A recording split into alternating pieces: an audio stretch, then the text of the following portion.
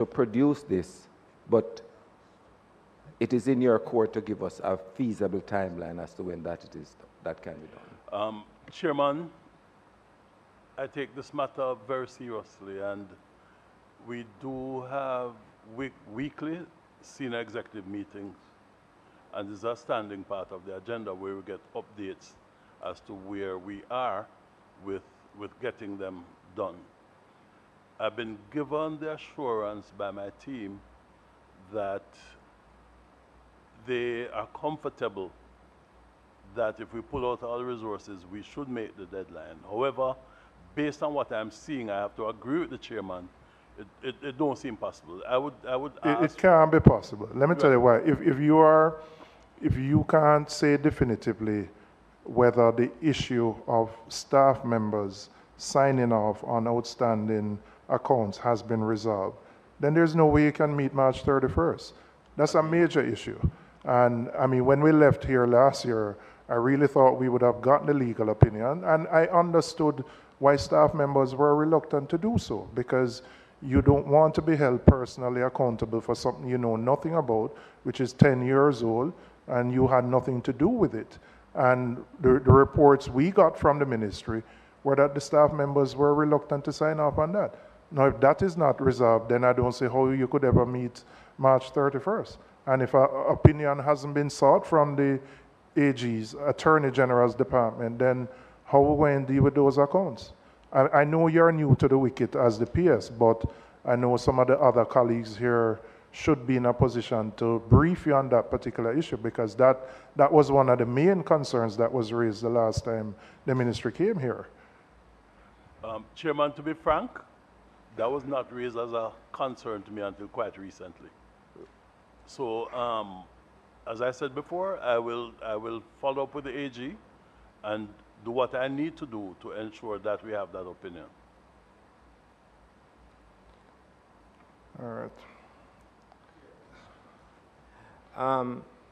PS, it might be a little hard on you, having just been in the seat for some time, but I'd just like to make a general comment, and not necessarily directed at the Minister of Health, nor yourself, but having been on the PAC for, Chairman, about 20 plus years,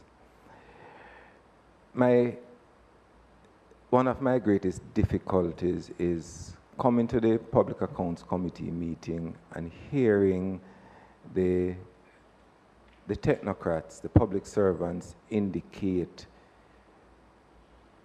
that the challenges that confront the respective ministries will be solved, and given a timeline, and then a year later, we're still seeking for another timeline.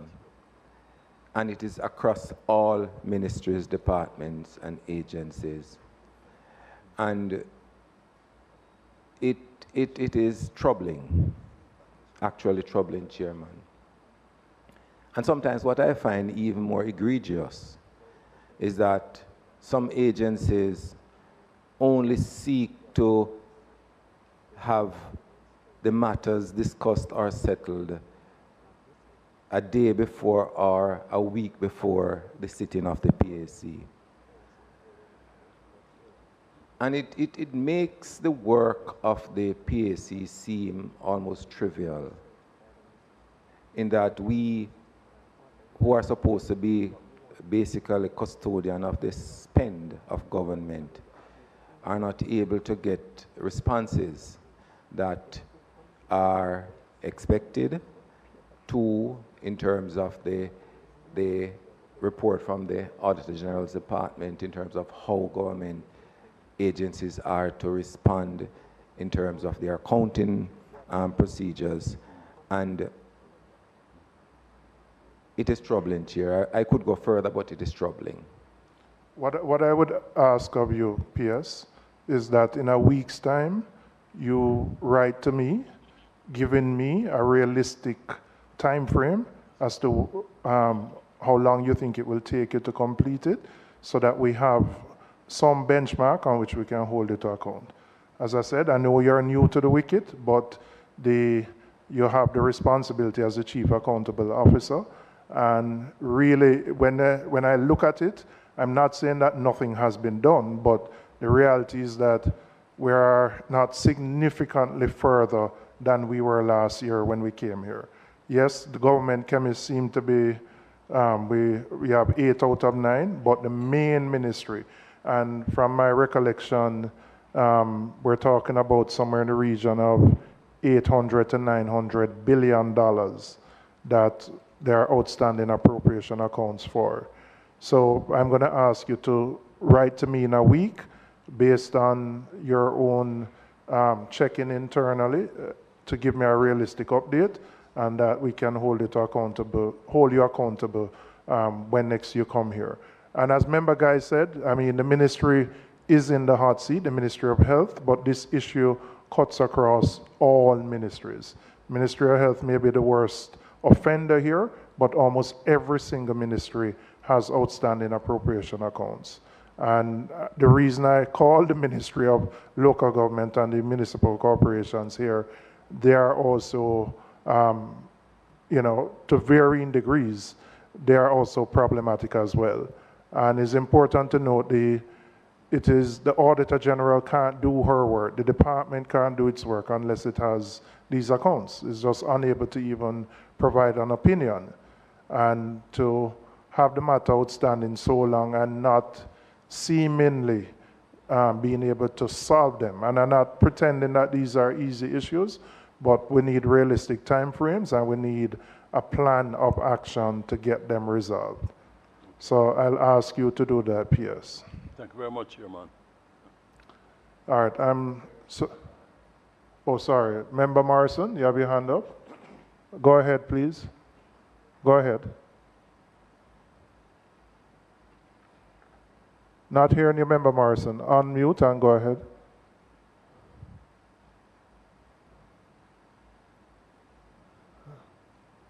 All right, we can come back to Member. I don't know if she's not hearing us. Go ahead, Member Morrison. Yes. Yeah, go ahead. Yeah. Right. My question is for Madam AG. In the interest of clarity, for many Jamaicans who may not understand many of these terms, what is the difference between unaudited and unaccounted for? And this is in consideration of what has been playing out in the public space. Certainly no fault of the department, but sometimes when the information goes out into the public space, people see it as missing funds. You have the characters and reputation of people who work in the different, right across the MDAs, you know, who are at risk, and these people, I suspect, would be in distress. So we want, in the interest of clarity, that there be an explanation, unaudited versus unaccounted for. Thank you. Through you, Chair. Unaudited means that it has not been audited. Unaccounted for is not a term that I would seek to explain here. It's not, I've not used that terminology. And I believe it is subject to many interpretations. I wouldn't even attempt to provide a definition here on that. Thanks. Member Morrison, you heard the response of the AUGD. Yes, I heard the response, but that response may not satisfy many Jamaicans who are of the view when they hear it. And it's just for her to have given an explanation so we don't have Jamaicans thinking when they hear unaudited, it means that funds are missing. Because as I said before, a lot of that played out in the public space, right? Where ordinary Jamaicans were of the view when they hear about unaudited, they interpreted that that means that something has gone wrong in the NDAs and funds were actually missing. So it's just for clarity. That's all. You have anything further to say? Okay. Member Sibley's. Yes, just to add to what Member Morrison just said, I think it's very valid because use the term unaudited, and it is then like a Chinese telephone. When it reaches the public, it means that monies are missing. And sometimes we need to take the time to explain to the public that unaudited does not mean monies are missing. And as the Auditor General said, she had never used the term unaccounted for. But notwithstanding that the term is not used by those who are schooled in auditing, it is still out there, Chairman. And I think the question that Member Morrison raised is very valid, right? And it must be emphasized to the public that unaudited means that the books were not given to the auditors to go through. And so the auditors had not had the chance to do the checks and balances to check whether the entries are correct or incorrect. So it is one that the auditor doesn't know and can't say. So it is unaudited. Or it may reach the auditor and there are still things that are needed to be included, and the auditor may send back the financials for the gaps to be filled. But it is not saying that the auditor, when the auditor says that it's unaudited, it is not saying that monies are missing. Thank you. And again, the Auditor General, as she said, never used those terms. They were used by someone else in the public domain or interpreted that way, right? No, man, I'm not saying there's any issue. I'm just emphasizing. So I'm just saying to emphasize the point, what we are here discussing is appropriation accounts that have not been submitted, which would fall into the category of being unable to be audited, right? And what we are seeking to resolve is to ensure that those accounts are in fact submitted to the Auditor General. Thanks for that, Mr. Chairman, because I wanted to be pellucid that I did not use that term. But since I'm being asked to provide, what I'll do is give you an anecdotal, an example. I didn't say unaudited either. I said outstanding. Ministry of Health accounts are outstanding. I never used the term unaccounted, but I used the term, well, actually the phrase that I will not provide an opinion because the municipal corporations, which are before us, some of them have been unable to account for the money spent. And those are specifically for the financial statements that I've basically provided a disclaimer on. So we will see when the municipal corporations speak that there are millions of dollars that they have spent that they have not been able to account for by providing the necessary supporting documentation. I did not use the term unaccounted for, let me clarify, but in the sense of the financial statements and an audit opinion, I will let you know that when I say that I did not form an opinion because the information was not available, it means that the accounting officer, or the accountable officer rather, was unable to account for the monies under their stewardship. I hope that provides some clarification. Very much so, Madam AG. Thank you. Okay. All right. Thank you, the members from the Ministry of Health. And you can either wait or you can excuse yourself. And I'll invite the PS from Ministry of Local Government to come forward. Thank you, Chairman. And You did ask for a response within a week, and you'll have that response. Okay, thank you. Thank you very much. Thank you very much, AG. Thank you very much, members.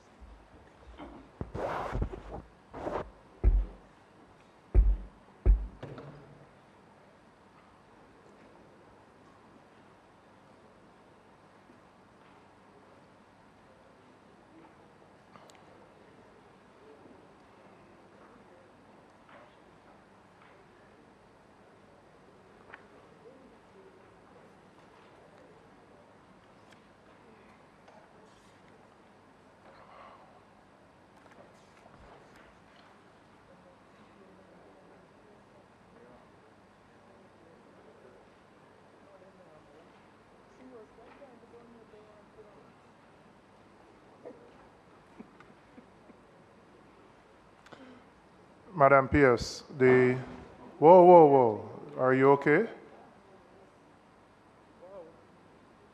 Just watch, be careful with your step down. Madam Pierce, the issues related to the municipal corporations are varied in terms of the outstanding accounts, from IT systems that have broken down, that have caused accounts to be absent, to inadequate provision of financial statements. It's not a homogeneous reason that affects the municipal corporations. And there are some municipal corporations that are doing better than others, but I would say across the board, it still remains a very bad state of affairs in terms of the provision of financial statements to the Auditor General. So I'd invite you, I know the CEOs or the CFOs are here as well who can provide further details, but from the ministry's perspective, to inform us in terms of what the ministry is doing to deal with the systemic issues affecting the municipal corporations. Thank you, Chairman. The mic is on, right? Yes. All right. So, first of all, let me thank you for this opportunity to once more sit in this house to give you an update. Just pull up the mic a little more. You're hearing me now? Yeah. That's fine? Yeah. All right. So, I am supported today, of course, by my team, and I would like to just remind the House, because this is very important to understand and appreciate, that each CEO is also an accounting officer in a similar fashion as a permanent secretary, because they are, in effect, so empowered by the Local Governance Act. So whilst I will try to give an overview of what has been happening and where we have reached to date, the individual responses per parish will come from them. Just to indicate to the House also, I don't believe Westmoreland is here Yes, I think St. Catherine. I forgot, Miss Peter is reassigned to St. Catherine. St. Catherine is not here this morning. Okay. I'm not seeing the CEO. She had called in sick, as well as her CFO, and had asked me to so indicate. The town clerk, well, CEO KSAMC, also is not here today. Right. Yes. I just wanted the House to acknowledge, because he has council meeting. He sent a written apology, and the CFO is here today.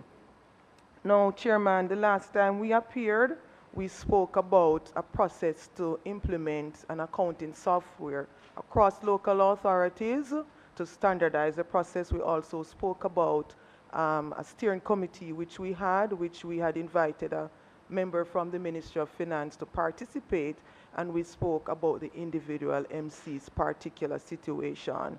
Just to indicate that you had said to us that I was very ambitious in wanting or projecting that we would have the software by, I believe, 2025 January, or 2024.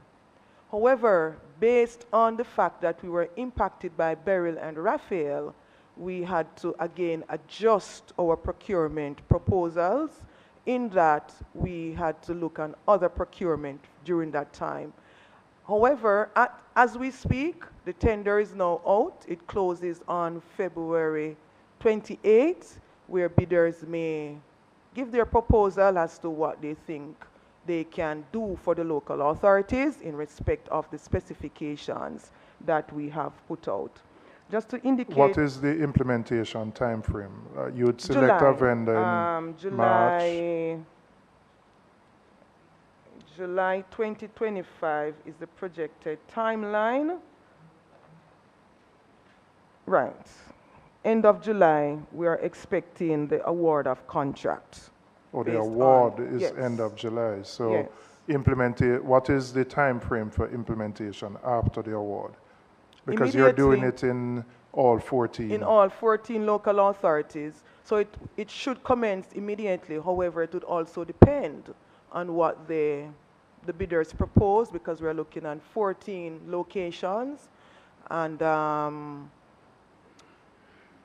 there are different challenges in different locations, as you would have heard at the last time. Some MCs are still reporting challenges in terms of infrastructure hardware, which we are also presently addressing. So is there I mean, it's good to have this new software system, but has there been an assessment done to determine whether each municipal corporation has the capacity to implement it, has the IT systems, the necessary backups? Because in here, I think 3 municipal corporations reported that because of a breakdown in their IT systems, they lost critical data.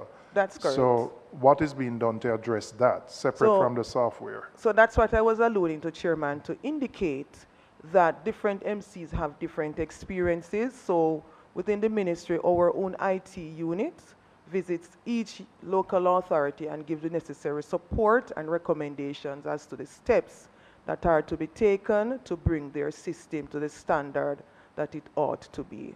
So can you say definitively whether that has been done for all 14, or is that a work in progress? There is a present document, and it is a work in progress, in that every quarter that team goes out, assess what is happening, give the support, and do the necessary updates. And you'll see for St. James, for example, they have proposed to utilize our approach in respect of backup and the policies that would have put in place for our IT systems.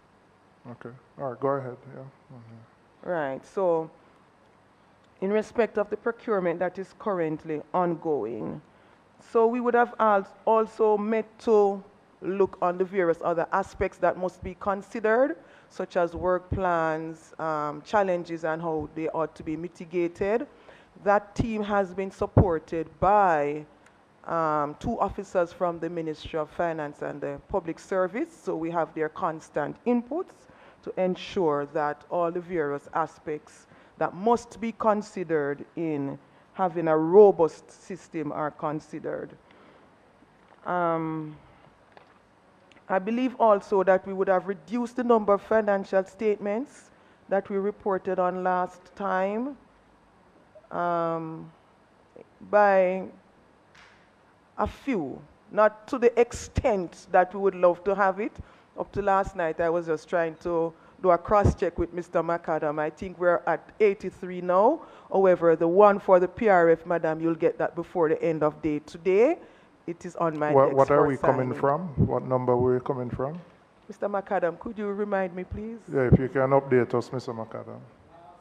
Last year, in terms of the last annual report, 2023, the number outstanding was actually 81. 81? 81, right. And now we are at 83. Oh, so we're not going in the right direction then? So we're basically at the same place. We're pretty much at the same then. Your report indicated 86. No, that's a 2024 report. Yes. Now, I'm comparing this year's report with the previous annual report. So the previous annual report, we were at 81 outstanding. As at 2024, December, we were at 86. Since the annual report was published, we received 3, so we are now down to 83. Okay. Thank you. All right, so we're still at more. So year on year, we are basically at the same position. Right. Yeah. Okay. So in other words, Chairman, because we have moved on in time, so 1 more year is added for each local authority. So that is why it seems to be climbing, but we're actually descending. So you add 14 Yes. each year. Yes. So you would have So resolved if you some had of the 14 to outstanding 81, ones. 4115, that's 95. But you don't have 95 before you. You have 83 now. No, it's worse. Yes. And you will be down by one more after I send you the PRF report. So we're making steady progress, Chairman. Hold on, the AG wants to go ahead. Just to bring, add to what the PS is saying, we completed 23 statements this year. So that would have been deducted from the 81 last year. But of Yes. course, because of the passage of time, the other years become due, so it adds back to it. And that will continue happening if we do not reduce it at a faster pace. Which is what we're aiming for. Okay. I believe I would have summarized from the ministry's perspective the systematic approach, Chairman, in respect of a capacity steering committee and the infrastructure that we're looking on. You would have seen the individual responses from the various local authorities and the steps that they have been taking to address the issues. I want to also indicate, because it also came up as a feature the last time and the times before that too, of the structure of the local authorities, that we now have an approved structure with a timeline of implementation as of November 1, 2024. And so a number of the accounting posts that we were clamoring for, we now have those. And as we speak, recruitment and selection is underway urgently. All right. Member Guide and Member Sibley's. Yeah, all right. Let's turn off yours and then. Yeah. Thank you very much, Chair. PS, can we go back to the procurement of this IT software and I presume hardware as well? We understand the concerns that were there with the impact of the two natural events. What I want to find out is what the ministry is proposing to do is to have a standardized accounting software for all the municipal corporations. Yes. And that all of them would also have the similar backup in terms of storage, whatever, of data. And that is what is proposed. Yes, we're looking at a standardized approach in treating with the IT system across local authorities. You may be aware that already, through a partnership with the National Works Agency, that there is a backup system in all town centers. Some have been experiencing challenges which we are now presently addressing, but what it does is allow for a backbone to support That's the the town backbone centers. with the National Works Agency, Yes, which sir. is the which lines. the MCs are the hub for that. Right.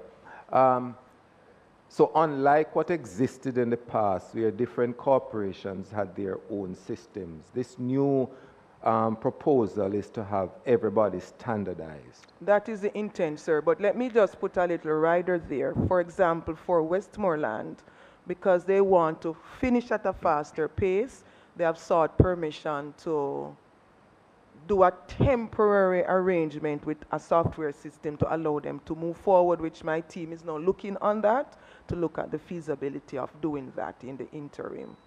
Would, in as much as you indicated earlier on that each municipal corporation and the CEOs are the accounting officers in as much as the permanent secretary in the ministry, would this new or proposed software allow the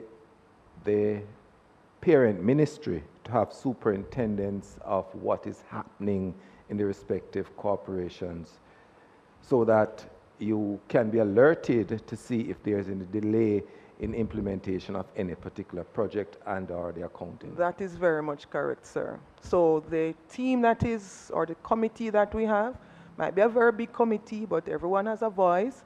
Each CEO is a member, as well as the ministry's representatives. And yes, I hear my colleague behind me saying, yes, PS, all of that will be in place. And you And I'm afraid, Chairman, I didn't get your answer, or I didn't hear the answer. It might have been answered, a timeline on when the new Well, you Yes, said I did. procurement was complete, should be complete end of July, and then rolled out after that. Immediately after that. But I also placed a rider that it would also, based on the various character in each local authority, then it would also determine how the successful bidder implements across. In other words, you would not expect, let's suppose you go to St. Thomas and you find that that building, yes, is because I'm from St. Thomas. You find that that building might not be at a certain level, which is going to be addressed soon, and you go to a Portland. Of course, it's going to be easier to implement in a St. Mary or Portland compared to St. Thomas. But those challenges we're also addressing. Let me just ask you, the rollout is not just a software rollout, it must involve training of the personnel as well. Yes, sir. So, incidentally, some training was done before now. So, we're actually delayed in that. The training that was done, we had anticipated completing the procurement for the software at that time. But if you recall, I pointed out that we would have identified some issues with the specifications, which is why we had to go back to market.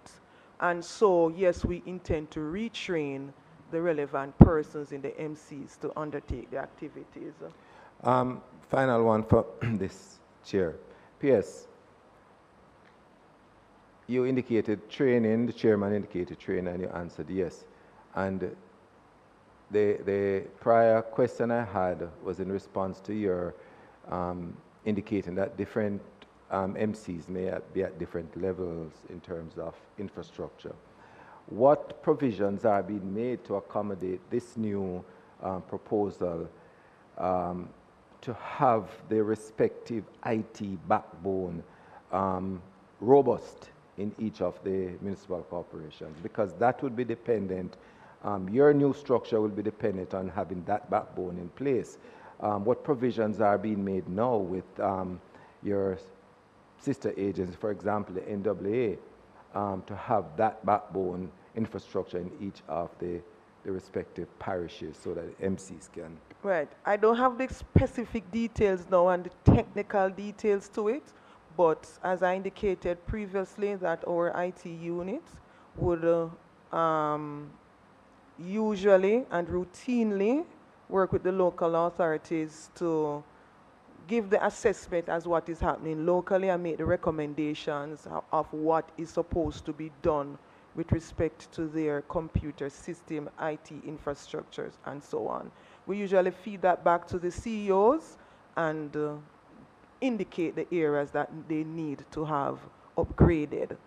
The arrangement with the NWA is an ongoing one. I know there's a newer approach that I don't have that details right now, but I will certainly seek to get something from the relevant officer and update you. I said finally, but just one final one. PS, can you provide the committee here with a listing of all the municipal corporations which feel that they have the necessary infrastructure to accommodate what is being proposed? So Certainly, sir. This Yes. committee can keep an idea as Yes, to what we is have happening. we have an up-to-date report of the assessments that have been Could you done. send that to us? I definitely next? will Yeah. share it, Because Chairman. I think we all recognize not all 14 are the same in terms of Yes. size and scope or even having the personnel or the expertise. And it's important to note, it's great to go get a new software system, but if people don't have proper basic IT systems, as we have seen in these reports where they're losing critical data, then it don't make sense. You're wasting your money implementing across the board. Some may be able to accommodate it based on their size, but there are others who won't. So what member guy said is important in understanding where each municipal corporation is and what is needed to get them to a level where once you roll out this thing in July, they can in fact embrace the system and use the system. Yes, sir. Member Sibley's, you had a question? Thank you, Chair. Chair, I recall the last time we were here with the municipal corporations, they had put forward a number of things. One of the concerns that I had raised at that time was that, which I had sympathized with the municipal corporation at that time, was the lack of resources that they had asked for. And one of the things that I had put forward was that, similar to the Auditor General's department, which never had the resources and had successfully asked the Ministry of Finance for resources to enable the Auditor General's department to do the audits, that they too should have been given those resources to assist them.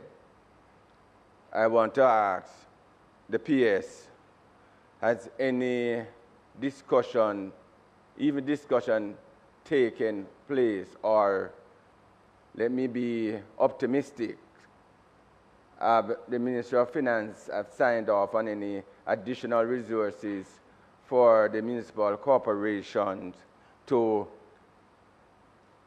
get their records up to date. And let me repeat for the public to understand. The last time when we asked, and when we were having the discussion, why is it that we are having the auditing of the municipal corporation at this late stage? We were told that the Auditor General had approached the Ministry of Finance for resources to assist, and they have gotten resources. Maybe I'm wrong, but that is what we were told in this chamber, that they never had the resources. Because when I inquire, why is it that it is now that the accounts of the municipal corporation from 2010, some of them, is now being audited? I was told that there is a special team from the Auditor General that is assigned to look at the municipal corporation. And at that time, I had said, then it is only fair for the municipal corporation to be given resources. I don't know if you can recall. I remember the conversation. You recall, thank you, Chairman. And I'm reading the report in detail. Each Hanover, Clarendon, Portland, St. Mary, and what is of interest to me, Madam PS and CEO and CFOs, is that the evidence cannot be found and documents cannot be found from way back. You know? And I am thinking,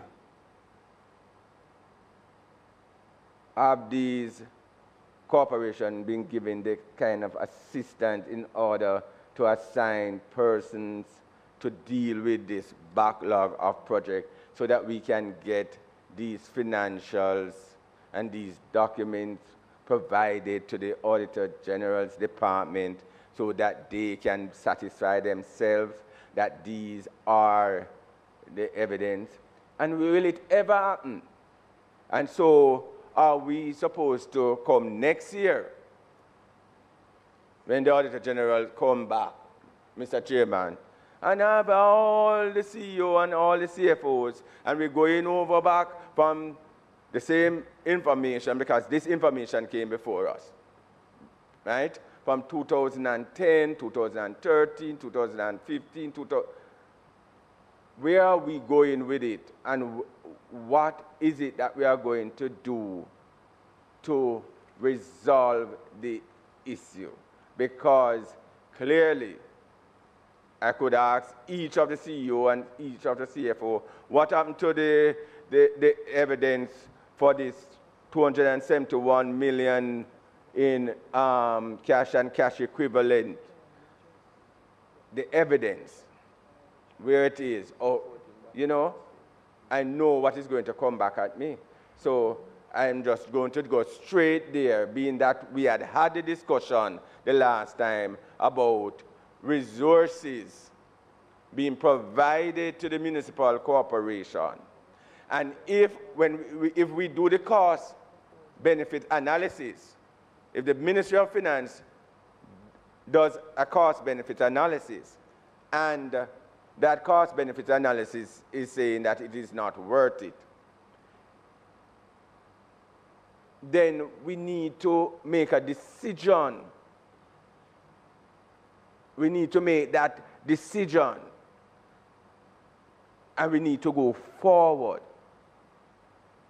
I have asked a number of questions in all of that, but I have some more. Yes, PS, you're on the floor. And let me say, the reason the municipal corporations, in my view, are more problematic, it's not a single issue, right?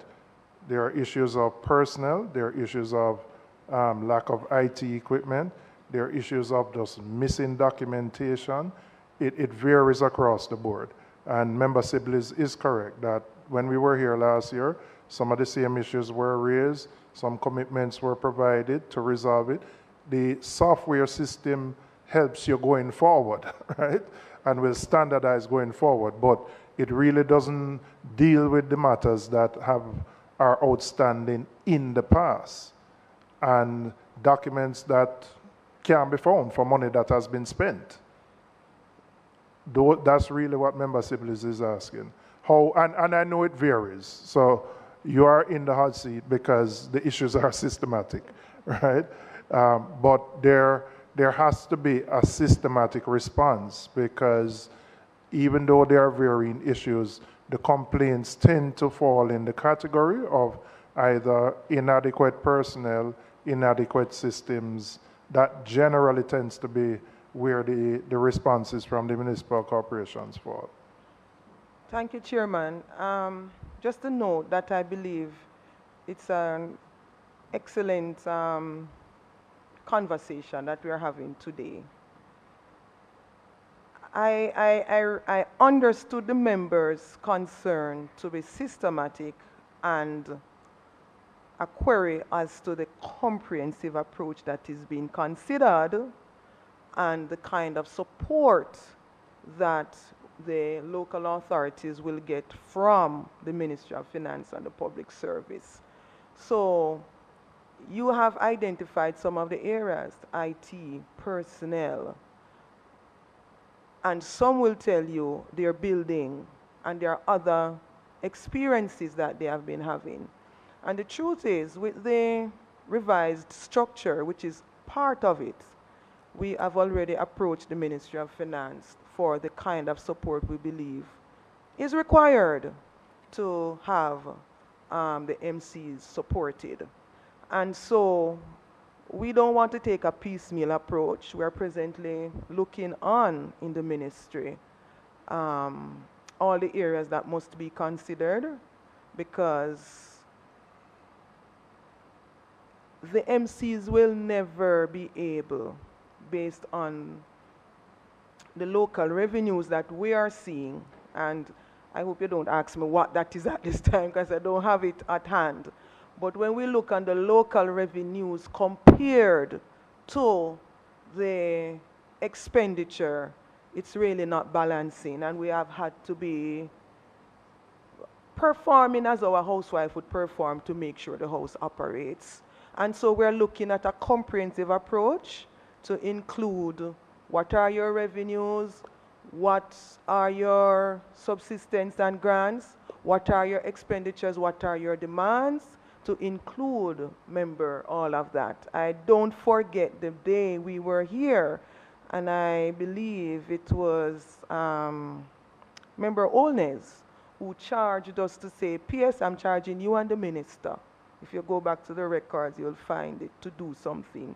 And we have been working at it, and we are where we are at now. We have a new structure.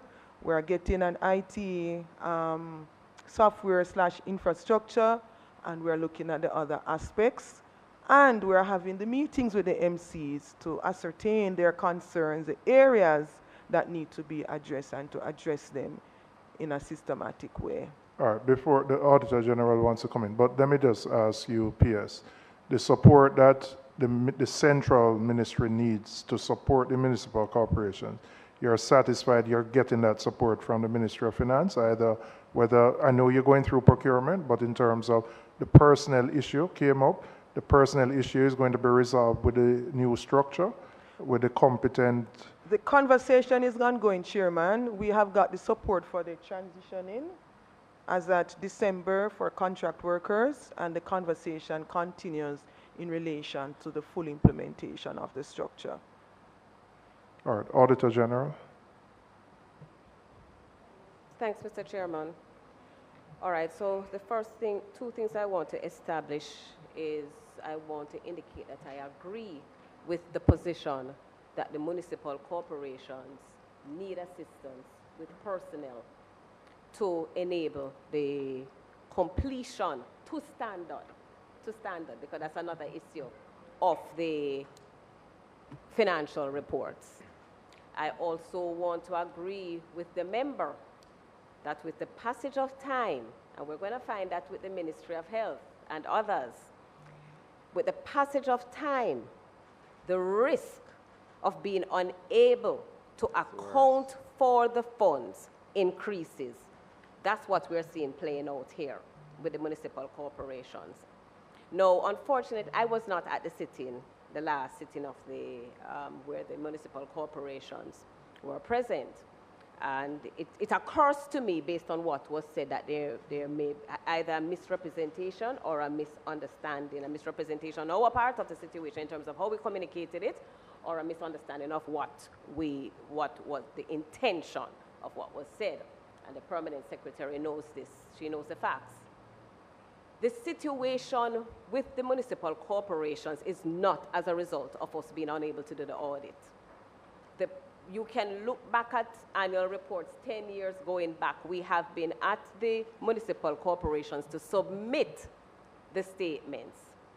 You will see even in here where there are, I think it's Hanover and another, I don't know if it's Clarendon, who indicated that they were not given sufficient time to prepare the financial reports that have been outstanding for quite a number of years. We did not contribute to that. But when reports are submitted to us in bulk, it presents a problem. It puts a serious challenge on the audit resources. In fact, it is my intention to communicate, I think I may have said it informally before, but I'm going to communicate it formally, that I anticipate, and in fact I said it in the annual report, that I anticipate that the department is going to come under serious pressure this year when the ministries, because they are being pressured to submit their appropriation accounts, as well as the municipal corporation, when they submit all of those statements in bulk. Because we have a statutory obligation to audit a number of public bodies and projects. And when I say projects, I'm speaking about the international projects, the World Bank, the IDB. We have to meet those deadlines. If we don't meet the deadlines, the country is going to have a problem in terms of being able to draw down. Those are time sensitive. So when we add the bulk that is coming 9 years from government chemists, we have several coming in from the Ministry of Ministry of Labor and Social Security, and others coming in. It's going to put us under pressure. It is going to put us under pressure in terms of auditing on a timely basis, coupled with the fact that the statements are not coming to the standard that they are expected to come with. There's one point, though, that I am going to disagree with, and that is that the IT system is the panacea for this. That's not my view.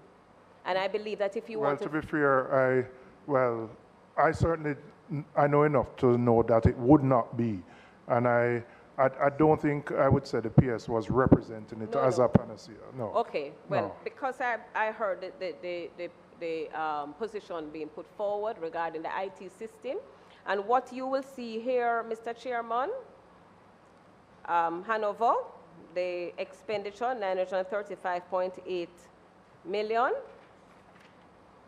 Clarendon, 2.4 billion.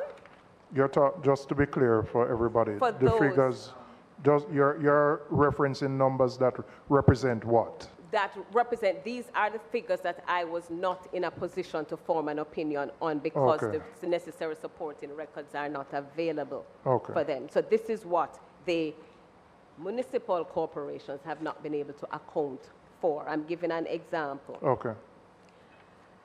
But within all of that, there are 3 councils that I believe, though it's not perfect, Manchester. they have been able to secure their information and submit it, and that is Trelawney, that is Portland, and that is Manchester. And that to me is an example that it is possible, because even if your IT systems fail, you should have the hard evidence. You should have the paper evidence to support it, even if the IT system fails. No, that is lacking.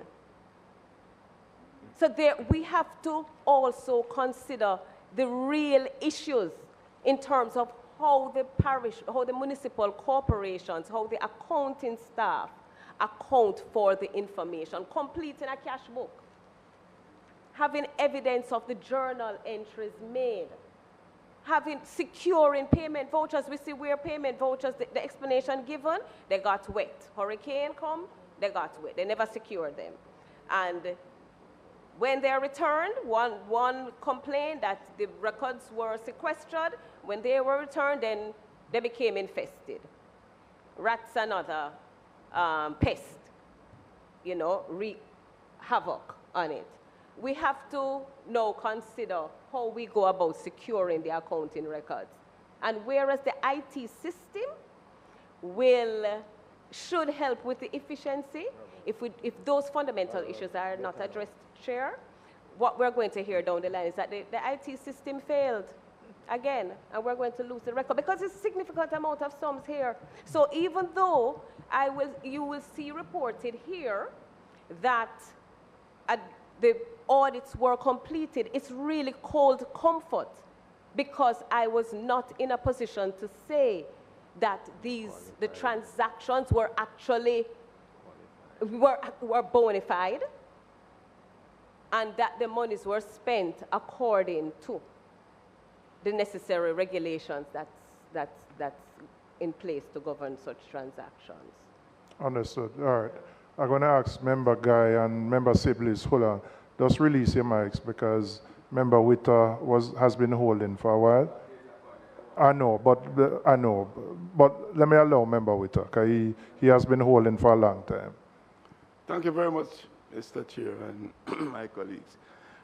You mentioned, Madam Auditor General, that you have difficulty in accessing hard copies, difficulty in accessing the actual paperwork for the accounting procedures.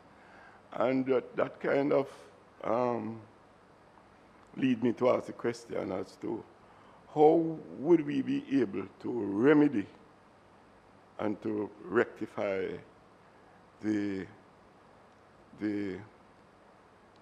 problems that we face now in relation to the non-availability of the software to provide the information. I am accustomed to the old way of accounting, where we, as you mentioned, you post things in your ledger and you look at the at your daily transaction, then you go to your final accounts and so on and so forth. Right. So I know that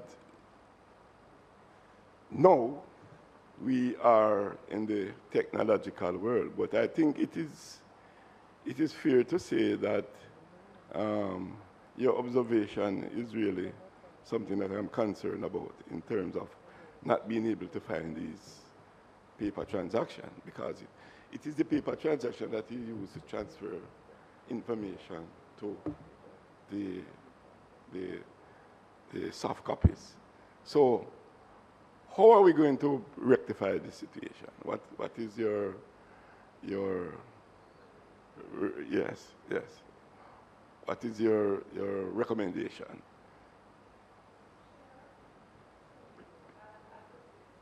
Sorry, just release your mic so I can put on the Auditor General's. Yeah, go ahead. Okay, I'll put it this way because I believe the member raised a good point. And that is in fact what I was alluding to.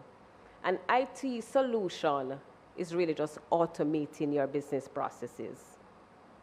So if your business processes are not right, you're going to have a problem doing that migration to an IT system. It is not going to work if your system, if your fundamental control environment is weak. And I do believe that the control environment of the municipal corporations need to be strengthened as a part of the upgrading and automation of the business processes. Now, I won't say too much about what needs to be done because that's the PS's responsibility, but certainly from a recommendation, training and awareness of the personnel, that I think is fundamental, and having a basic understanding of the roles and responsibility in accounting for government resources.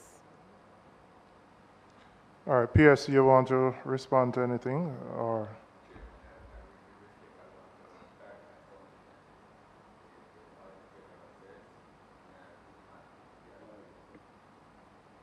Thank you, Chair. Just to clarify something that the Auditor General had said earlier, I think, Madam Auditor General, you probably misunderstood or never heard me correctly, but I never said that because of the Auditor General's department lateness in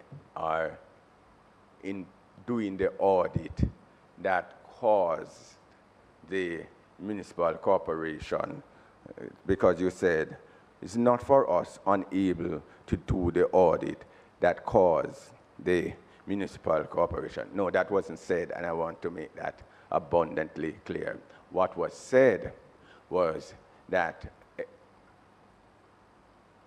you recognizing that you had a lot of audits, a lot of financials coming your way, you rightfully asked for resources to assist, and that's what your team had said. They didn't say otherwise. I don't want you to think that your team had said that. No, they said when the financials came their way, it was a lot, and the Auditor General's department, through you, Madam Auditor, had to ask for additional resources. And so I said that the municipal corporation should have gotten additional resources. So I will yield now and ask, let the PS answer, but I have a question to follow up on Member Witter with regards to how do we go forward. Now that there is no evidence, the documents, and I want to say it in this particular way so that I don't mislead anyone. My understanding is that the financials having been done in some respect, they have been done. But when the auditor would have asked, can I get support for this for example, this $144,220 that was spent for the purchase of food and drink, for example, they were not able to come with the invoices or all the paper trail to support the transaction. They said that this was a transaction, but they were not able to support it in documentation, the evidence that this was in fact the case. That's correct? Right. So, they are not able to find those documents. And we have established, and the PS never said this, and I heard the chairman and also the Auditor General saying the same thing, that IT will not help you to get the evidence for those things. I hear everybody. Now that we are on that page, what next? Is it that we in auditing qualifies the account and we move on? Because if it is that we will never find the evidence, there will never be an invoice, and that supermarket or that wholesale that they took the goods from, the owner had migrated with his children, right, or passed away. Are we going to constantly ask my friend from Westmoreland for that invoice? Or are we going to do what we normally do in auditing? Qualifies the account. Persons are held accountable because you have to qualify the account. And we just move on, but move on in an environment that the things are done properly. Because, and it will be done properly because the permanent secretary or the authority, whether it's a financial secretary or so on, will just hold the various accounting officers accountable in whatever means and for. Because I would not want to think, Mr. Chairman,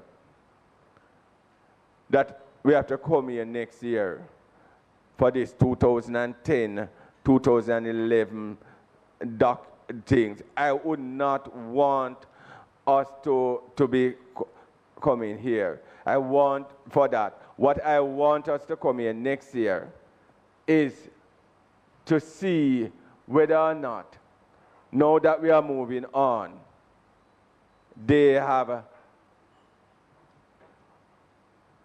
done the account in according to acceptable accounting standard, whether it's IFRS or whatever standard that we signed off on, right? That is where we want to go, and I want the PS to help me with that, and with moving forward, and how we're going to get that reassurance from all these CFOs and CEOs of going forward. Is the financial statements for 2024 different? Do they have evidence to support those transactions? That is what we want to know. Since we are saying that 2010, 11 is so far back, we can't find the evidence. We are interested in the last 3 years. We are very much, I am interested in the last 3 years. If I could get those pull out, you know, to say that those financials, whether or not they are supported by evidence and for us to go forward, then at least we can say that, yes, we finally got the message. We're finally going on. And we're going on with much care. And we are going on knowing that the permanent secretary is keeping a check on these things. And so that's for the permanent secretary. But I want to know from the Auditor General, is it that you qualify these accounts?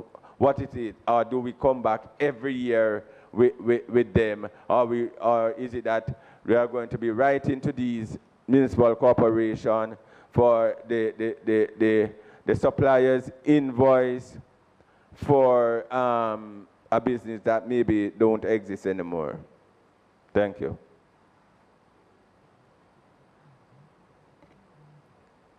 Thanks for that question, member. I think it's a very appropriate question.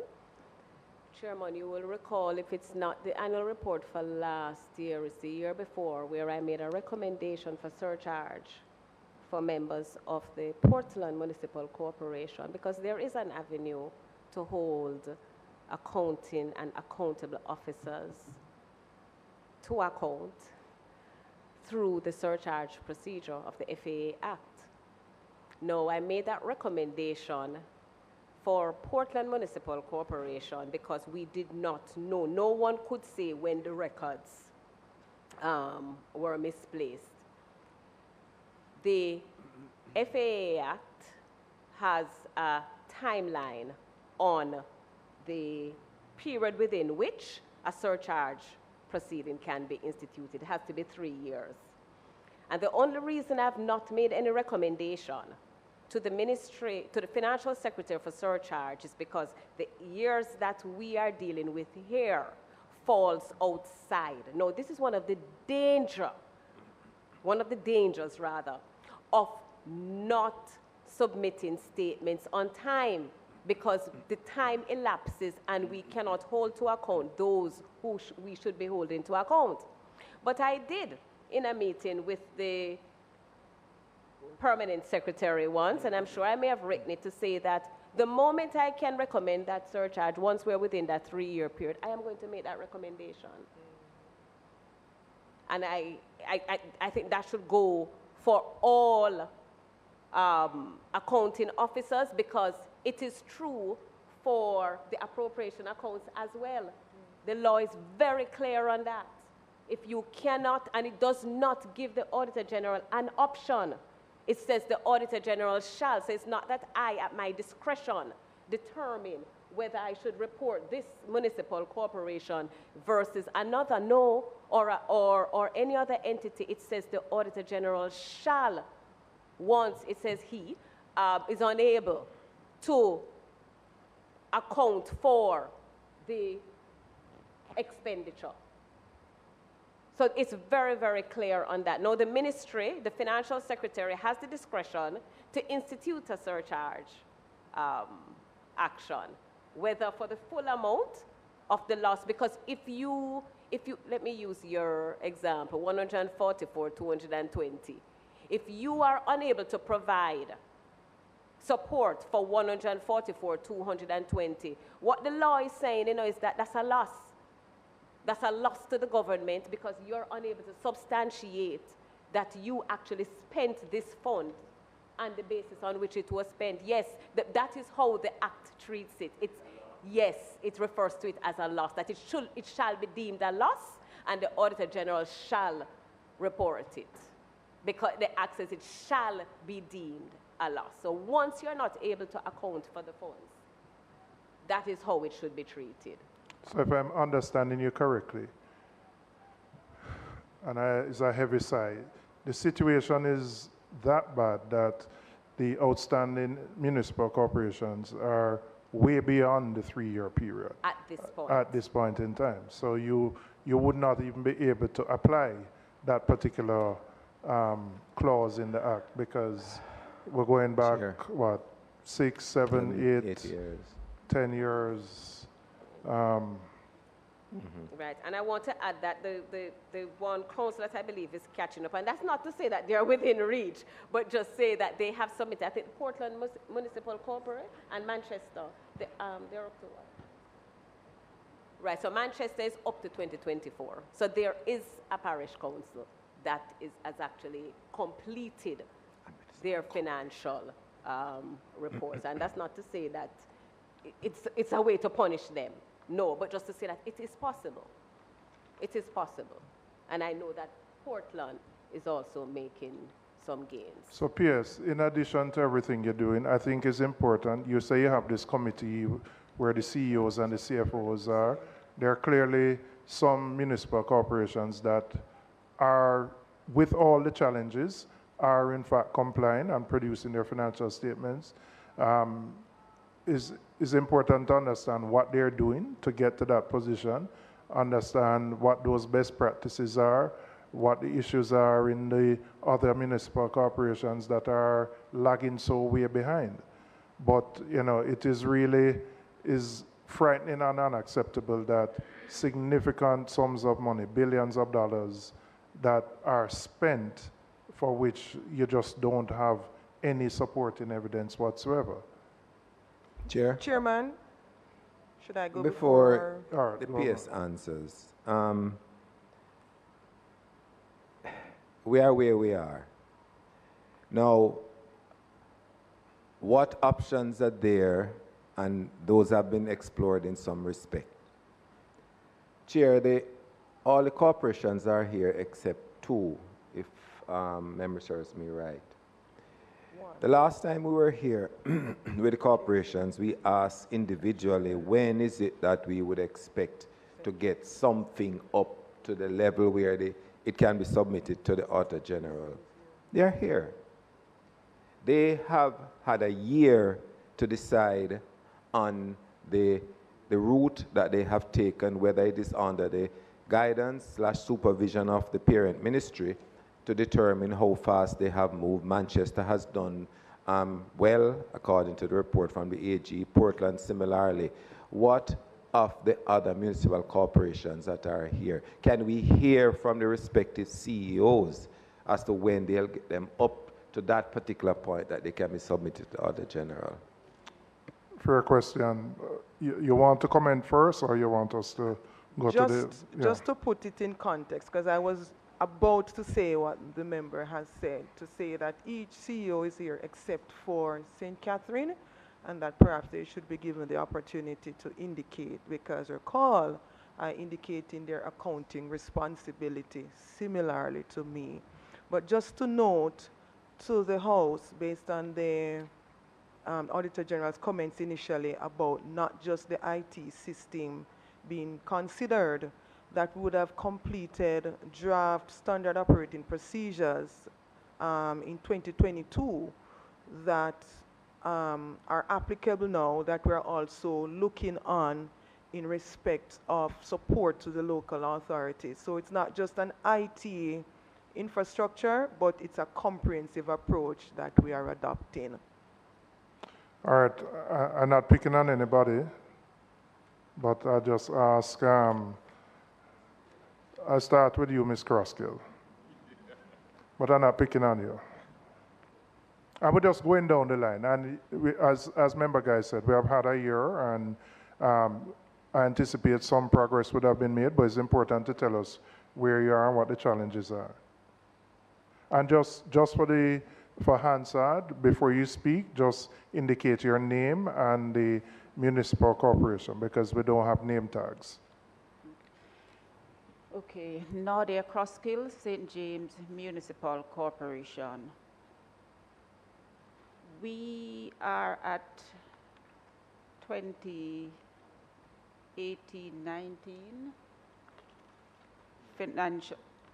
financial year. It is our intention to have all our accounts completed by the second half of the new financial year. The challenge that we've had is we have, in terms of attrition, we have the accounting staff, we have a high attrition rate. Even as we speak, my director of finance is acting because my director of finance resigned in January.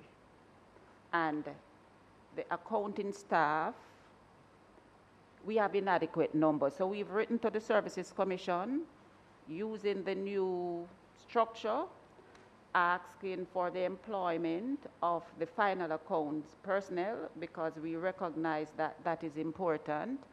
And in order for us to get this done, we have to get the additional staff. But that's not the only issue that is there. The accounts have to be done according to IPSAS accrual. No, that has never been done in the public sector. What the public sector has is IPSAS cash. It means we need the expertise to get it done because part of the issue that the Auditor General is having is that we are unable to fulfill our statutory obligation as it relates to the basis on which we do these accounts. So in the case of St. James, the training that is being alluded to, we require more than that because what was done is that really, as I had said before, we did a test, we were given a booklet, we were given some online course, and you do the test and you must get a certain percentage. That's what the training was. So what I've done, I know that we require more than that. So what I've done, I've written to ICAJ. It's recently that I've done that, but I've written to ICAJ to say, can you assist us with training to get this thing done? Because it has never been done in Jamaica in terms of IPSAS accrual, I assume. It is the first. We don't have the capacity in-house to do it according to IPSAS accrual. So we are trying to see if we can get the external assistance through ICAJ to also fulfill that part of it because it's two-pronged. It's the outstanding, but it's also the basis on which it is done. That is also. The Local Government Financing and Financing Act also put some responsibility on the Ministry of Finance to provide some guidelines. That has not been coming either in terms of support. So the truth is that we have to be looking internally to see how best we can help ourselves to get ourselves out of this predicament because it needs technical support in terms of preparing it according to IPSAS accrual as well as personnel. So we at the St. James Municipal Corporation is working on that. As it relates to the documentation and how we store that, we also recognize in St. James that there was that issue, and so we are working on that to make sure that going forward the documentations are in place so that we can account for every dollar spent. And I am giving the commitment in this parliament that the truth is that I am tired and fed up of this kind of audit. And so for St. James Municipal Corporation, I'm giving a commitment that we are going to get it right. And we are giving ourselves 2 years to get it right. Not 2 years to get the thing up to date, but to the training, the IPSAS accrual, everything. Within a 2-year period, we should not be coming here for this kind of audit, for any kind of audit. We are going to put ourselves in that kind of position to make sure that we have a clean bill of health when the Auditor General comes to audit us. Just for clarity, from my own understanding, the IPSA, and I'm asking the Auditor General, maybe the Ministry of Finance, the Manchester, which is up to date, they're providing it under the IPSA accrual process, or they're just providing normal financial statements? Normal financial statements. So, to be clear, what you're asking for, I want the Auditor General to clarify what you are asking the MCs to provide as of now. Is it accrual or cash? basis? I need to establish that it is not the Auditor General who is asking for it to be established. It's the law. Oh. So, and that became effective 2016, and IPSAS gives a 3-year transition period. So they had between 2016 to 2019 to bring the assets, because that is really the greatest challenge, is bringing the assets on. I know Manchester has started doing it, and I think there's another council, just Manchester, that is actually bringing on the assets slowly. And of course, I can't pretend that that is an easy exercise, because it means putting a value, well, first determining what you own. You have to determine what you own, and then you have to put a value to that. And it cannot just be a value that is just picked out of a hat. There has to be some professional assessment. The Ministry of Finance can come in on this, because I think it's the Ministry of Finance that needs to get involved here. Because the executive agencies and other public bodies are in fact using IPSAS. So it is being used, and it has been used for quite some time. So the fact that the municipal corporations have not got that kind of assistance is something that the Ministry of Finance, because they should at least know that other institutions, entities are using it and be provided with that support. Now, I recall that I think it's sometimes in 2015, we had a meeting with a number of the CEOs of the municipal corporations, because we started a discussion from then, when we knew that it would then become a requirement. And our intention for having that meeting was just to bring awareness and actually determine if a roadmap could be developed in terms of the sensitization and awareness for the members. So clearly there is an information gap based on what has just been shared, and it is the Ministry of Local Government and the Ministry of Finance that needs to fill that gap. Hold on, Mr. Thomas, just release your mic. Mr. Thomas from the Ministry of Finance wanted to come in here. Yes. Thanks, Chair, and good afternoon, all. Just a point of clarity, as was stated, that no entity within the public sector is currently doing its accounts guided by the International Public Sector Accounting Standards, IPSAS. Actually, that statement would not be fully correct, as we do have our executive agencies, both fully funded or partially funded, that are guided directly by the International Public Sector Accounting Standards. We do also have public bodies which are guided by even a more rigorous standard, which is the International Financial Reporting Standards, IFRSs. So in terms of saying there is no entity within the public sector doing accrual accounting guided by the International Public Sector Accounting Standard, that statement would have to be adjusted, as we do have executive agencies. Executive agencies also received similar training as the MCs would, in terms of that certificate course, IPSAS cert course, that should sharpen their understanding and their implementation of such.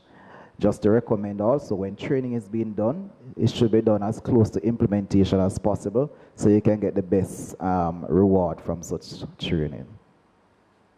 All right, Member Sibley's, just conscious of time. There's another committee meeting, and I want to hear from the other municipal corporations. And I see Member Williams as well.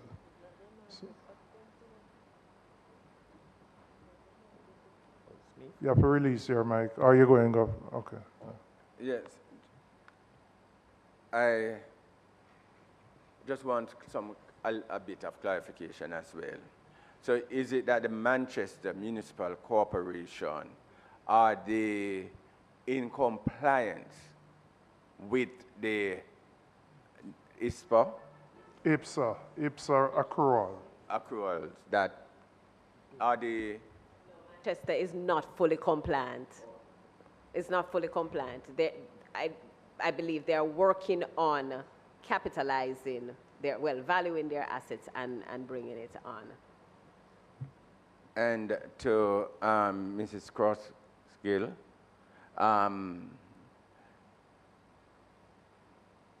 you said by middle of next financial year, you would get your account.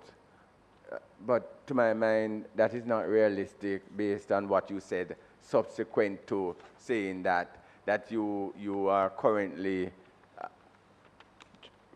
recruiting, accounting staff, and you're at 2018, and so you're sure that by then you will be able to bring it up to date?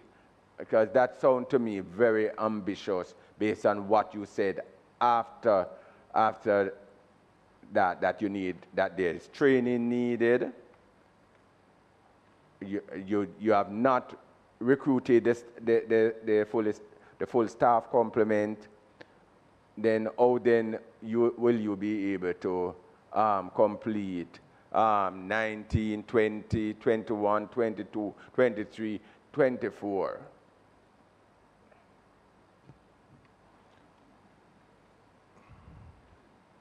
Yeah. Okay.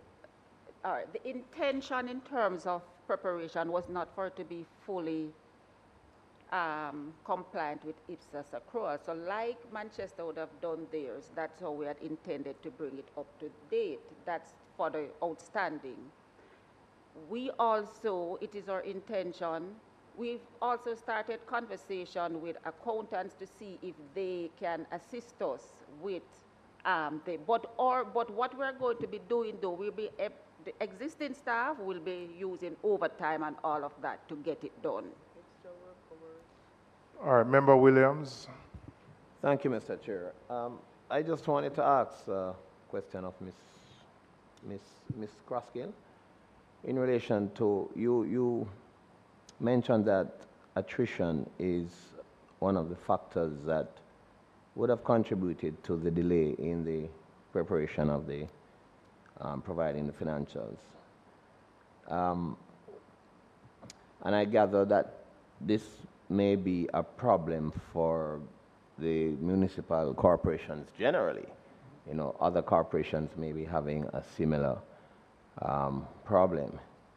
But I just wanted to ask, like, for example, is there an estimate, an average time or a turnaround for replacement of these, you know, staff members who leave the municipalities or the local authorities?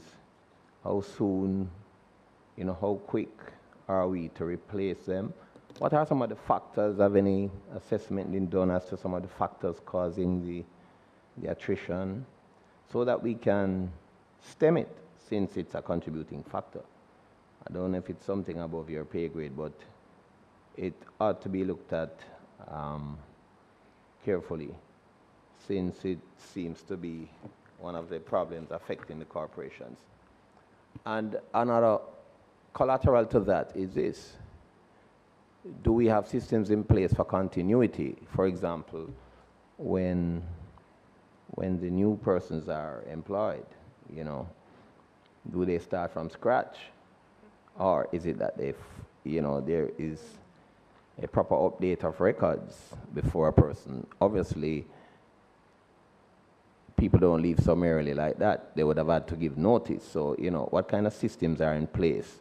HR system, accounting system, financial system, where if a person leaves a municipal corporation or signals his or her intention to leave, then obviously we trigger now a replacement, a process to make sure records are protected, things are up to date, so that when the new person enters the fray, then we can have some kind of continuity.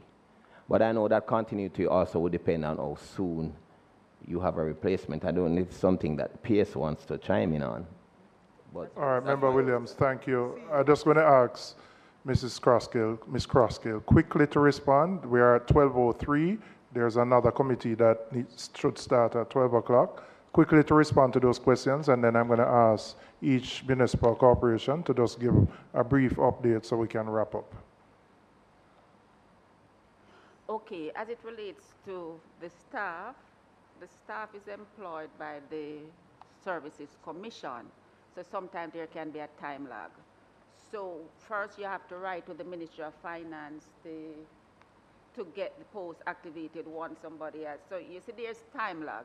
Then you have to write to the indicate to the Services Commission that you want these positions to be filled. The Services Commission has to deal with the 14 parishes, so sometimes there can be delay. Also, sometimes, even though we might also think for some of the posts, the salary is still low for some of what is required. So it's a myriad of issues, but we still, as quickly as the person leaves the, resigns from the position, we trigger all the things that we are supposed to do to get the persons employed. Also, before the new structure came into being, we had to employ persons on contract, but some of those, when the new structure came into being, we were no longer, and the new salary structure, the new pay grades, the employment of contract workers were cut. So we were no longer able to, so when a contract worker left, we were not able to replace them. Transition. So there are a myriad of things that contribute, yes. So I'm saying with the new structure and everything, I think we should be in a better place to get things done. So that is why I'm saying, give us about a 2-year period to have everything in place. Okay, thank you. I'm just going to ask, does KSAC, remember, just indicate your name, position, and we just go down the line quickly. Kevin Blair, Chief Financial Officer. We are at 2016 to present. We are looking at a 2-year time span too as well to complete. We're looking at the implementing the IPSAS accounting framework as yet, seeing that there is a lot of training that is needed, and we need to synchronize our financials as a municipality to have one standard going forward too as well. Okay. Good afternoon, everyone. Jamani Robinson, Acting CEO, Portland MC. So at present, we're looking forward to complete 2021-2022 by June of this year, and the other outstanding years to be completed by March of 2026. How many years you have outstanding apart from that? 3. 3 financial years, okay. Mr. Chairman, good afternoon again. Wayne Brown, Clarendon Municipal Corporation, acting. Mr. Chairman, I'm just going to be asking, there's one thing that I want to allude to. I wouldn't really want to leave out of this honorable house. I mean, today, with that, was having the understanding that documentations can be found as it relates to Clarendon. We have information in-house. But as I would have mentioned and would have mentioned in our responses, is that to where these documents are stored, it takes time to retrieve them due to the age of those information. However, Mr. Chairman, I myself and my team, we are definitely not comfortable with where we are, and we are actually moving to ensure that we can rectify that matter. So, Mr. Chairman, presently, we have draft financial statements up to 2022. In fact, I would have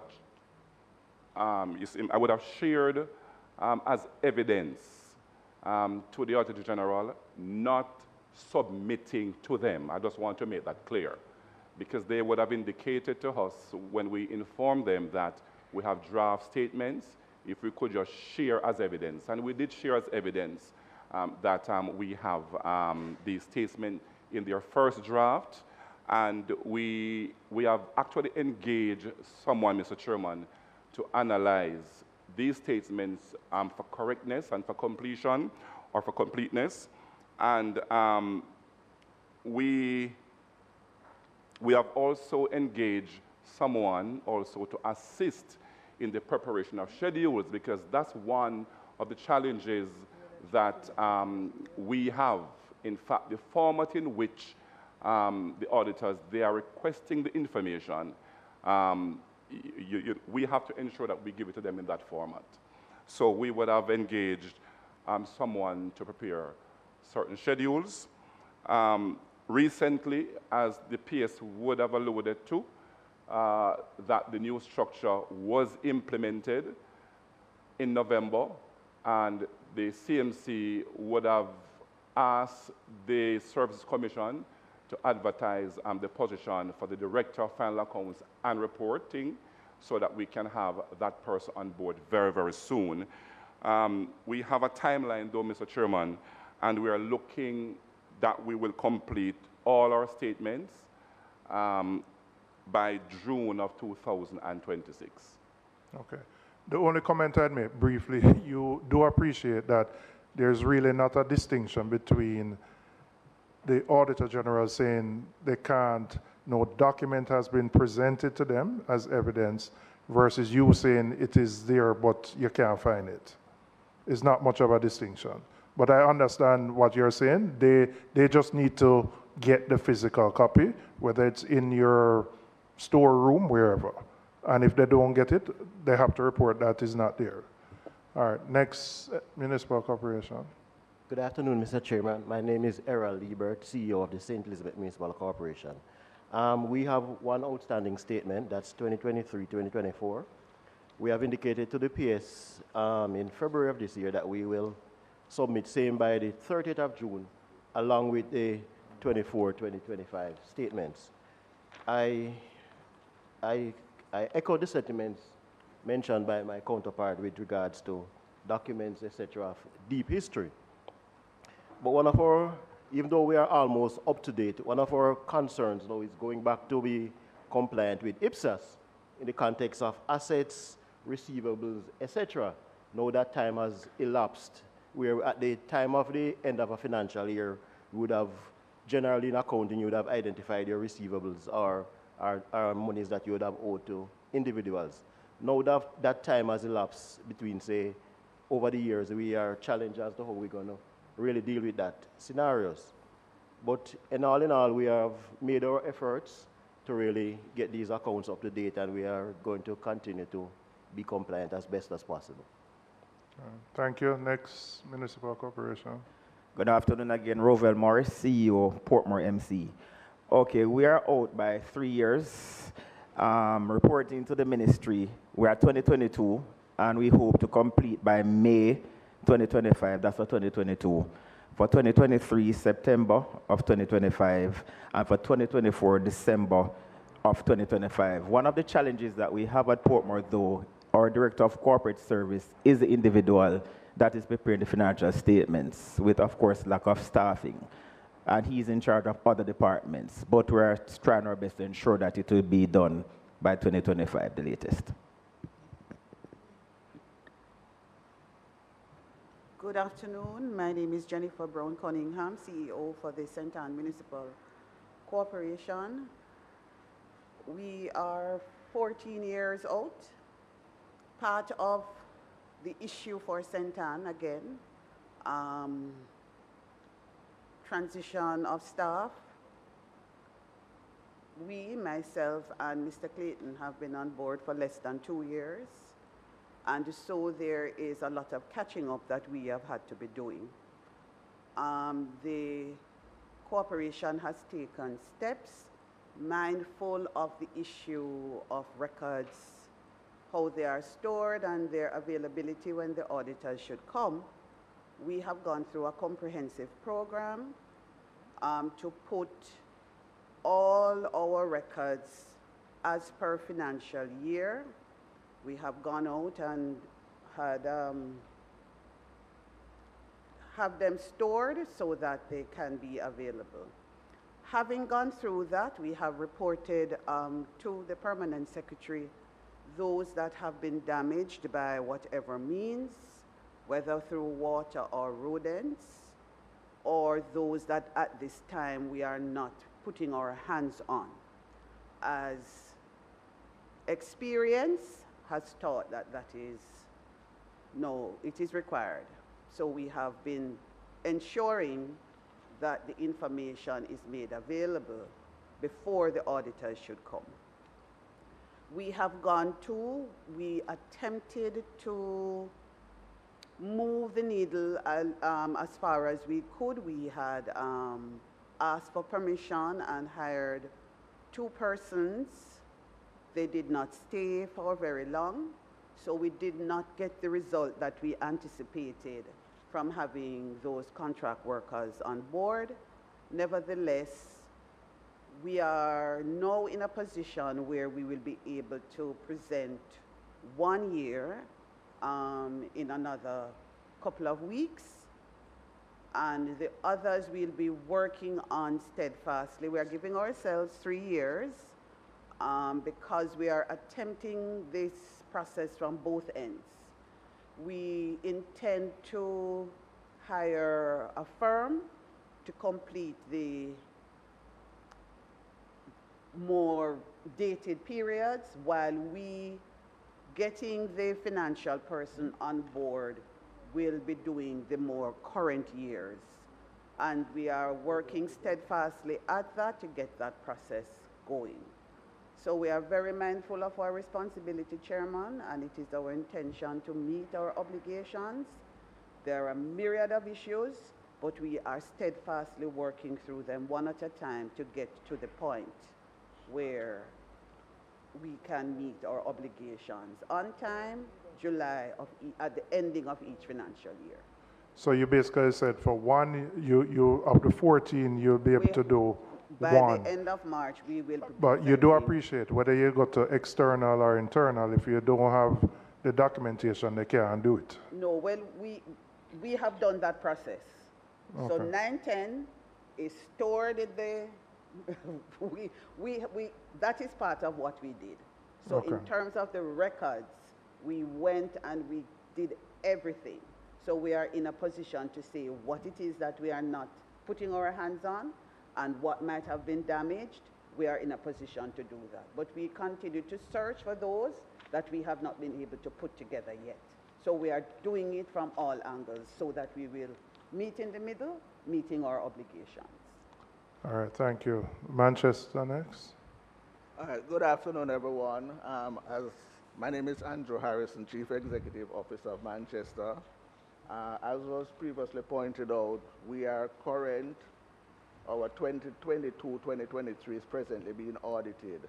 Nevertheless, we still have challenges, as my colleagues would have already pointed out. One of the challenges as it relates to the IPSAS, and also not just in terms of the IPSAS, but also in terms of the resources that would be required to actually achieve some of these. In terms of, for instance, valuing our assets, that I can tell you is a tremendous amount of figures that is going to take to value the assets. What we have been doing, we are trying to bring it on slowly. We're not going to be able to fully comply with all the IPSAS, but what we can do, we take on step by step. For instance, assets that are presently purchased, we actually bring those on with a view of trying to bring on those that are historical in terms of getting them valued. But I can tell you that it is a tremendous amount of cost to do that. In addition to that, of course, the training of the staff is critical, but we are basically trying to see how best we can work with what we have and try to maintain the standard. All right, thank you. Who is next? Just press the mic and go ahead. Thank you, Chairman. Good afternoon, everyone. It's David Gardner from the Hanover Municipal Corporation, Chief Executive Officer. For Hanover, we have completed 1819, which we have the exit meeting with the Auditor General on Friday, right? We have taken steps to engage a consultant who has been working with us to bring our statements up to date. We are currently using modified accrual to prepare our accounts. We have given ourselves approximately another year to bring them up to date using the modified basis. However, similar to St. James, in order to do it fully, we will require about 2 years. So it's something that we are looking at.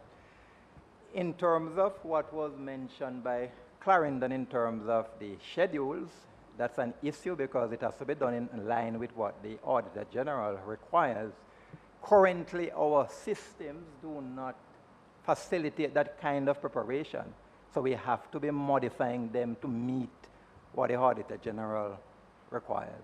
But Chairman, we do recognize the issues and we are feverishly working on them and we are committed to having all that is required done and be done in a timely fashion. Just to say as well that the issue of staffing and training, those are critical. At the moment, we too have contacted the Local Government Services Commission to have a critical financial management post filled. We recognize as well that training, while training may have been provided, far more is needed if the officers are to do what is right. We are committed, as I said, Chairman, to do the necessaries to meet our obligations. Thank you. Next, Minister. Morning. I'm Tamoy Sinclair, Acting Chief Executive Officer, Trelawney Municipal Corporation. As it relates to the Trelawney Municipal Corporation, we have 3 years that are outstanding. However, we have taken steps in-house to complete those records. We have given a commitment date to the Ministry of Local Government that we would also have those submitted by July of this year. Just like all of the other CEOs that they would have mentioned, there are internal challenges within the Trelawney Municipal Corporation that would prevent us from being fully compliant, even though we are committed to ensuring that we meet the required standards. We have challenges, financial resources in relation to valuing the assets to ensure that we can bring that information on board. We also have attrition issues relating to our staff members that has caused challenging in terms of bringing these records up to date and making them available. Additionally, we are putting in the necessary steps that are there, and we give our commitments that we will have the necessary information available for July of this year. Thank you. Good afternoon, everyone. Andre Griffiths, Westmoreland CEO. Westmoreland is fully manual. We had written recently to the Permanent Secretary asking for permission to at least get on a temporary basis a 1-year contract for the use of a particular software which we had started the procurement and completed for Westmoreland. So I'm awaiting that permission. However, for 14-15, that will be submitted this week, and for the outstanding years that we have will be submitted to Auditor General by the end of this calendar year. End of this calendar year for all the 10 years? On it as a project, so we have persons working on it externally for that submission time. Okay. Sorry, just go to a mic because Hansard has to capture you, so if you can just shift your seat and probably sit. Member Sibley's, release your mic so I can give her an opportunity. Go ahead, please. Yes, good afternoon, everyone. I am Camila Esson, Acting CEO for the St. Thomas Municipal Corporation. Okay, we are at 2014, 2015. Our challenges are, for us, infrastructural, because we haven't gotten our new building as yet at the urban center, but I believe we're swiftly moving towards getting there. And so I am optimistic that most of our challenges will be resolved Because By moving into a new building? not only that, I'm getting to that. I am getting to that because the building that we are in at present, it's no space. We are in an hardware, old hardware building. Okay. And the space is very small. And that is why I'm saying that I am optimistic, because if you could see what we are in now, then you'd understand why I said I'm optimistic. And two, our standardized accounting system structure, what we're using is backward, because we have, presently we are working from a manual system per se, because we have the old books and so forth, and we were affected some years ago by a fire. The old courthouse, that's where we were before, and the fire damaged a lot of our records. Moving forward, in terms of a storm, we had storms that damaged some of our records. And we are currently storing our records in containers nearby at our bus park. And that is prone to termites, weather conditions, and the heat in the container because it's not retrofitted for storage. Three, we're having connectivity issues, information technology issues, and communication issues, referring to especially infrastructure. And the PS spoke to the NWA ministry partnership, where we are housing the hub, but we are still having problems. So they are back and forth with resolving those issues. So I'd say that we are also thinking about, in terms of the movement, how the building will be retrofitted for most of these connectivity issues to be resolved. Four, to take in records management, record storage, record maintenance. Most of those things will be resolved. We have started in terms of planning, so we are storing now in boxes. So we are moving towards storing them in terms of years, and not only storing in terms of years, but also bearing in mind that in keeping with standards and the years or outdated records, and trying to legally dispose of some of our documents so that when we move, we're not taking those old, those records with us that are no longer according to legal standards, should be kept on the books. Five. Wait, hold on. How many you have? Just a conscious at time? Six issues. All right. I'm almost at the end. Yeah. Yes. So we're resolving the staffing issue at currently. We have met with the commission, and we're dealing with the contract workers as well as the permanent workers. And six, it is in terms of the revenue aspect of it, which is most important, I'd say, because we are now own source. And so currently we are assessing our different revenue areas, the markets, the cemeteries, to have them up to standard, where we can be earning the revenue in order to be able to say that we are functioning effectively as a local authority. And that's... Thank you very much. And then the final one. Noon. I'm Ethelyn Douglas, Chief Executive Officer, St. Mary Municipal Corporation. Our 15-16 financial statement, we have an entrance interview with the Auditor General tomorrow. In relation to the other year, 16-17 to present, we understand and we have felt the same issues as the other municipal corporations in relation to attrition, storage, location of documents. So we have put in place, and we are conservative in that. We have proposed at least 2 years of financial statements to be submitted each year, because we're feeling the same issues as all the other corporations. So that is our plan. All right. Thank you. Members, there's a lot to unpack. Hold on.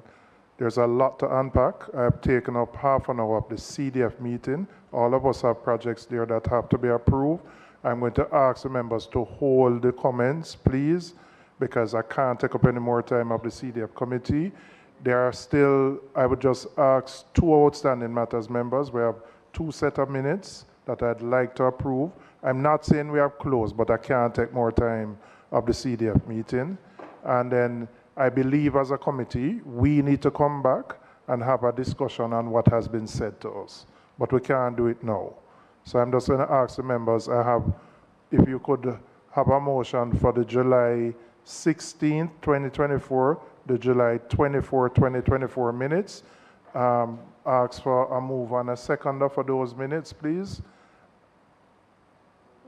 Member Chin moved, seconded by Member Guy. And we haven't gotten to ODPEM or NCDA. We're going to have to come back.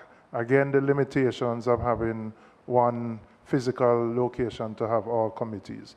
Member Sibley's, is this absolutely important? So we cannot approve your CDF project when it comes to CDF? All right, quickly, Member Sibley's. Chair, thank you very much. 2 things, Chair. I would really want to ask the council for the House to check for me on the Statute of Limitation Act with regards to records, how long records should be held for. I think it's important that we know that as well. And the second thing is I'm asking that the St. Catherine Parish Council be invited here next time when the others are coming, because I don't understand why they couldn't send a representative. Other municipal corporations have sent representative, and I think it is not respectful of the PAC. Agreed with you on that. It can't be that nobody can come. Nobody can come because both persons are sick. It's yes, we understand that sickness do happen, but when that happens, you send a next person to represent the corporation, and so I'm going to ask that they be invited to come here the next time we meet with the other entities. Thank you. Thank you, members. Members, just to say, we're going to have to reconvene to complete the outstanding matters. We also have to look at the annual report of the PAC. There's an annual report we should be doing, which the clerk is preparing, which I want to be done before the end of the financial year. Can I have a motion for adjournment? Member Guy, seconded by Member Chin. Let me thank you for being here, and I'm going to ask you to, as quickly as possible, to make your exit from the chamber so that the CDF meeting can convene. Thank you. Thanks, Chair.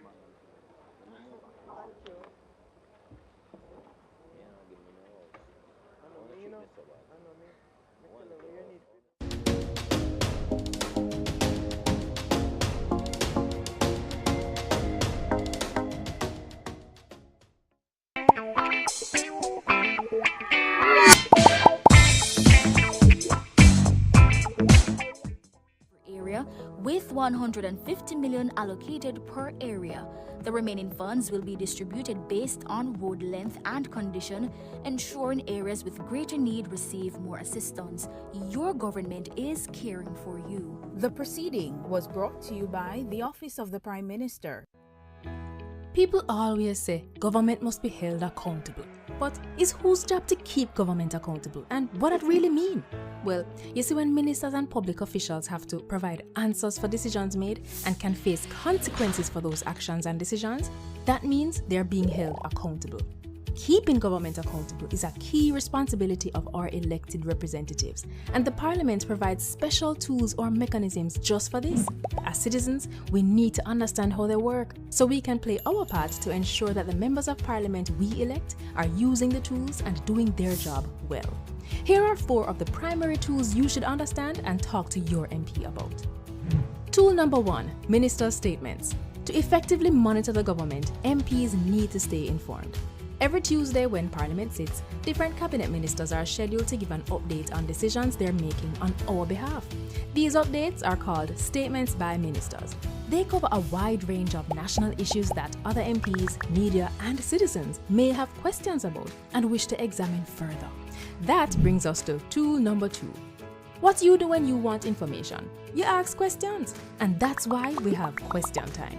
Both opposition and government MPs can submit questions to the Prime Minister or Cabinet Ministers for details on, for example, how a contract was awarded or expenditure to purchase tablets for schools. So if you ever have a question for a government minister, try asking through your MP. After all, that's why they're your political representatives. They should represent your questions and concerns to the government. Tool number 3, Parliamentary Debates. When cabinet ministers present the government's proposals for new policies, laws, and programs, parliamentary debates allow both opposition and government MPs to air concerns, make suggestions, and endorse proposals. If you ever watch those debates, you know they can get a little fiery. But the debate is important as it informs decisions and continues until a vote is taken on the way forward. Then we have tool number 4, Parliamentary Committees. The general sittings of Parliament are not always sufficient for detailed examination of government's work, so oversight committees are formed using government and opposition members to do just that. Some committees like the PAC and the PAAC are in place for an entire parliamentary term. Their job is to monitor the use of public funds to find ways to increase value and efficiency while reducing waste and corruption. Cabinet and state ministers are not appointed to oversight committees since they are a part of the government. Some committees are formed when a need arises. For example, joint select committees are formed to review draft policies or legislation or to probe other matters of serious national importance. Members of these committees are both opposition and government MPs and senators, and these committees will usually invite citizens to share their opinions, concerns, and recommendations. So there you have it, 4 accountability tools of Parliament that are used to make sure government run right. Visit jampja.org to find contact information for your MP. Invite them to meet with the community so they can better represent your issues and concerns in Parliament and keep government accountable. Get involved and let's make Jamaica land we love, Jamaica land we own, and Jamaica land we run well. A message from the Jamaica Accountability Meter Portal, funded by the European Union and the Inter-American Development Bank in partnership with the Private Sector Organization of Jamaica. Can you imagine getting a marketable skill for free? Your government has made it possible for anyone wanting to learn a skill to get free training through the Heart NSTA Trust. Learn a new skill and expand your horizons. The following is brought to you by the Office of the Prime Minister. Jamaica is changing right before our very eyes. Across the island, billions are being invested into our road networks, from farm and community roads to major roads and highways. Dozens of communities across the length and breadth of Jamaica are receiving access to reliable potable water for the very first time. And thousands of Jamaicans have become homeowners thanks to the historic shifts in policies of the National Housing Trust, making it easier for Jamaicans to receive funding. Not to mention the record number of houses being built. Never dreamed you would own a home? No matter your circumstance, home ownership is possible for you, thanks to the government's new social housing program specially designed to meet the needs of poor Jamaicans at no cost to them. We are building Jamaica. The proceeding was brought to you by the Office of the Prime Minister. The following is brought to you by the Office of the Prime Minister. Your government is empowering you through education, training, and development. That is why we have removed all fees for every Jamaican accessing training through the Heart NSTA Trust. So, whatever you desire training in, food and hospitality, beauty and cosmetology, housekeeping and hotel management, welding, carpentry, masonry, or any of the dozens of programs Heart offers, you can enroll completely free and change your life. We are building Jamaica. The proceeding was brought to you by the Office of the Prime Minister. Jamaica improve, heart free, wages increase, housing scheme bill up, we have more opportunities, roads bill, and the dollar stable. We are building Jamaica.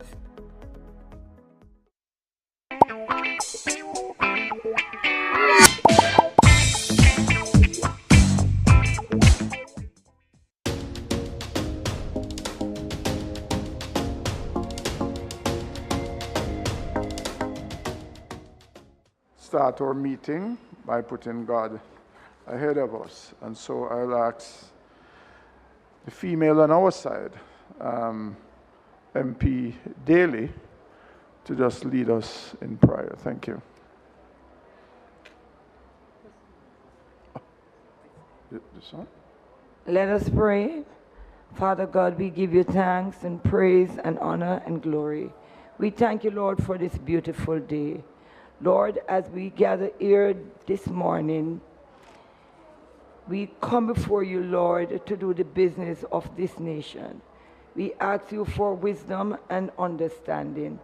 We ask you, Lord, to do our best, because only our best is good enough. These words we ask in your name's sake. Amen. Amen. Thank you. Thank you. Is there any apologies for absence? Member Clark and Member Oldness. Thank you.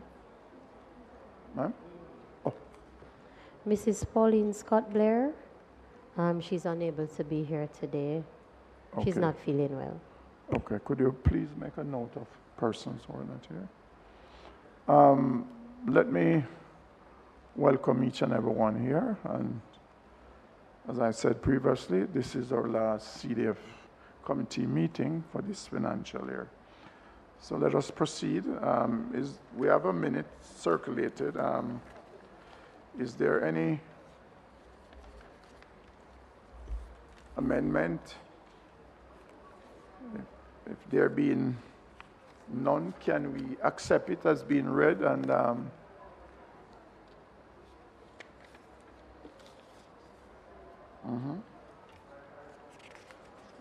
yes, moved and seconded. Moved by Member Robinson, seconded by Member Daly. We are now reviewing our constituency projects, and we'll start on economic enablement. And I'll proceed. Member of Parliament Moreland Wilson, Western Westmoreland.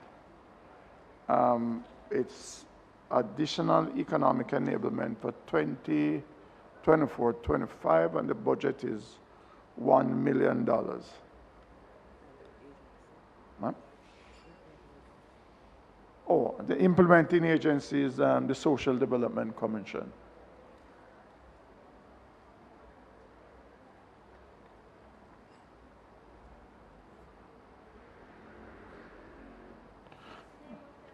Oh, this project is, for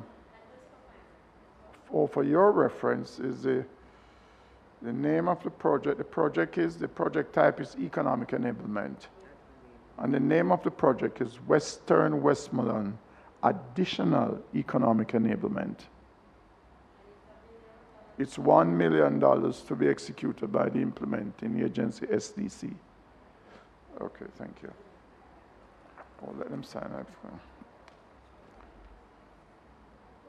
Member of Parliament, the Honorable Desmond McKenzie, Kingston